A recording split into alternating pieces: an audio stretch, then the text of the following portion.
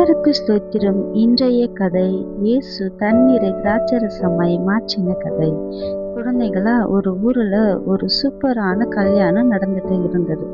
அந்த விசேஷத்துக்கு இயேசுவும் அவர் அம்மாவும் மரியாளும் போயிட்டு இருந்தார்கள்.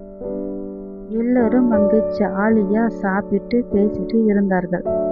ஆனால் திடீரென்று ஒரு பெரிய பிரச்சனை இங்கே வந்துடுச்சு.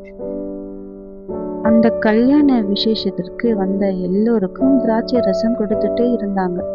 திடீரென்று திராட்சை ரசம் தீர்ந்து விட்டது. அப்பொழுது அந்த வீட்டார் எல்லோரும் மிகுந்த கவலையோடு இருந்தார்கள். அப்போ இயேசு அவர்களை பார்த்து அங்கிருந்த வேலைக்காரர்களை கூப்பிட்டு அங்க உள்ள இருக்கிற எல்லா ஜாலியையும் தண்ணியை நிரப்ப சொன்னார். அப்புறம் இயேசு இந்த தண்ணீரை பரிமாறுங்கள் என்று சொன்னார்கள். அங்கே அதை அவர்கள் கொண்டு ஊற்றும் பொழுது என்ன ஆச்சரியம்! வெறும் தண்ணீரை ஊற்றும் பொழுது மிகுந்த ருசியா திராட்சை ரசமாய் மாறினதே!